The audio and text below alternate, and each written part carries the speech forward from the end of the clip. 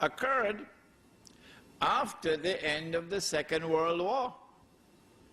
Very interesting things happened before that, but I don't want to keep you here until 11 o'clock, so let's cut out part of it. You can get it in this book here, Prohibition of Riba in the Quran and Sunnah.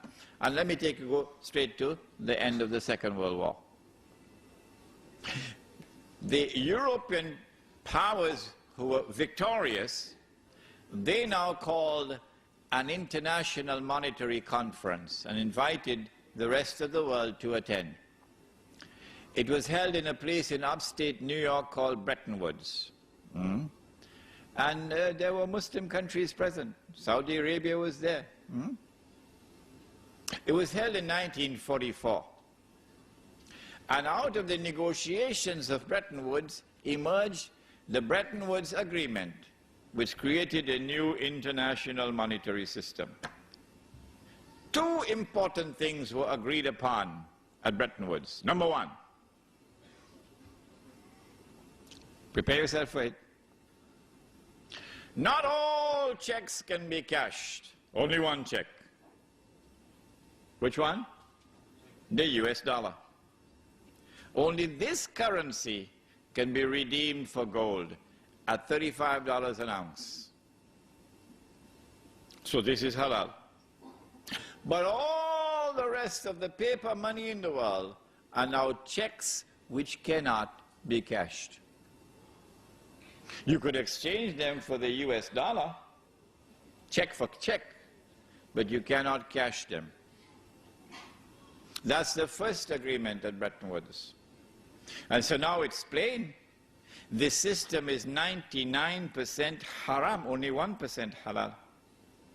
That is the US dollar, which the US government has promised that if you come with US dollars, we will convert it for you to gold at $35 an ounce.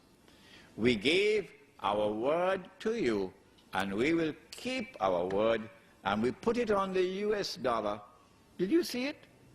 In God we trust. Ever saw it?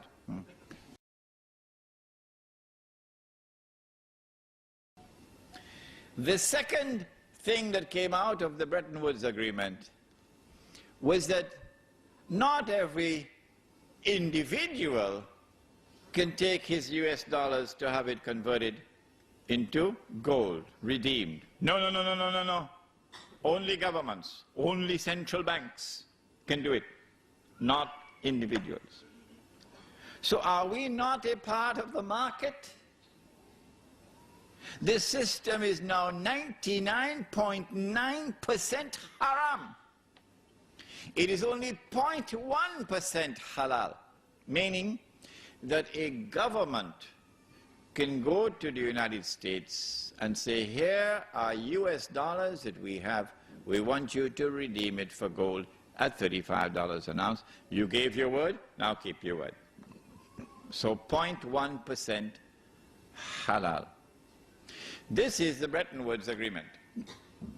And it lasted from 1944 until 1971. Some of you, I believe, must have been born already by 1971. In 1971, September 1971, the British government, island of Tamim Budari, the British government came in one Friday evening to Uncle Sam. Uncle Sam is the US government, and said, Uncle Sam, we got $3 billion US dollars here. We want to cash these checks. You promised on the Bretton Woods, you promised to do it. $3 billion US dollars to be redeemed into gold at $35 an ounce. Suddenly, Richard Nixon couldn't digest his food anymore. Why? Because he had written more checks than he had money in his account. If I did that, or Sheikh Faiz did that, they would arrest us. But who can arrest Uncle Sam? If he gave the gold to Britain, then Monday morning, who is going to be at the front of the line? Saudi Arabia. Because they got a mountain of checks for all the oil they've been selling.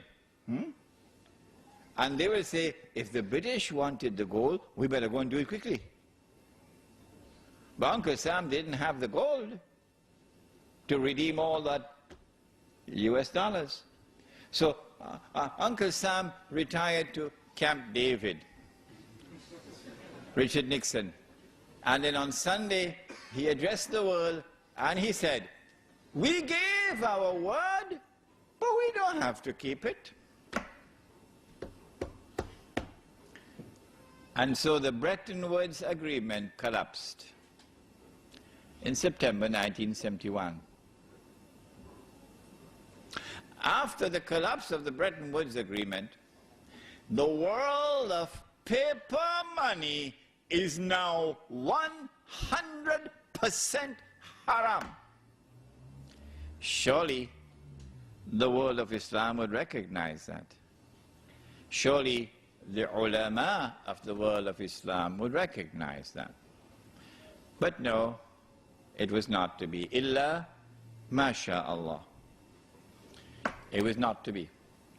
Between 1971 and 1973, an ominous thing was happening. From $35 to an ounce, it started to move to 36, 37, 38, 39, 40.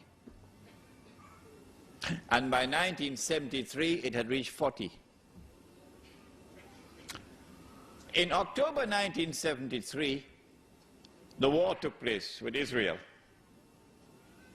And King Faisal, for whom we always say rahimahullah, imposed an oil boycott on the United States. You remember? And then all the Arab oil producing states, they also joined in the oil boycott. Guess what happened to the US dollar?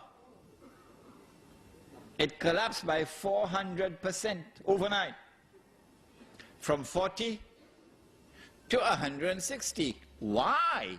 I ask this question, why? Because of an oil boycott, why should this happen? And then on the 15th of January 1980, the same thing happened again. Iran had had a revolution and the Iranian people took control of their oil. More than that, they were threatening to export their revolution into the Gulf, where the oil is located. And then at the end of December 1979, the then Soviet Union invaded Afghanistan and took over the country. And Wall Street knew the reason why. Wall Street knew that the Soviet Union has done this because of fear of the threat posed by the revolution in Iran. And so Wall Street had their greatest fears confirmed. And on the 15th of January 1980, the US dollar collapsed to $850 to an ounce of gold. So we ask the question, why did this happen? There was no economic cause to explain it. None. The US economy was the largest economy in the world. Oil accounted for only 4% of the US economy. And the United States had enough oil underground to meet most of its own domestic needs. The United States preferred to keep its oil underground and get oil from Saudi Arabia and other countries, because this oil which was kept underground became a strategic reserve. And the oil that they got from Saudi Arabia was free of charge. You didn't have to pay for it. Did you hear that? Huh? Did you hear that? It was free. All that Uncle Sam has to do was to write checks that nobody could cash. إنما الناس قضايا وقيم والحضارات